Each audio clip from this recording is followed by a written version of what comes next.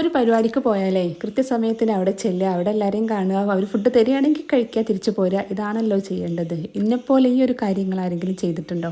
ആരെങ്കിലും നമ്മളെ പരിപാടിക്ക് ക്ഷണിച്ചിട്ടുണ്ടെങ്കിൽ അവിടെ പോയിട്ട് മാക്സിമം മുതലാക്കുക. അതാണ് ഇപ്പം ഇന്ന് ഞാൻ ചെയ്തിട്ടുള്ളത്. ഒരു വെടിക്ക് രണ്ട് പക്ഷി എന്ന് പറഞ്ഞ അനിയത്തിൻ്റെ കുട്ടീൻ്റെ മുടികളച്ചിലായിരുന്നു. പക്ഷേങ്കിൽ അവിടെ മെയിനായിട്ട് ഇതായി ഒരു പരിപാടിയാണ് നടന്നത്. നമ്മളെ ജിയോ ബേബിൻ്റെ മുടിയും കൂടി കളഞ്ഞിട്ടുണ്ടായിരുന്നു കേട്ടോ.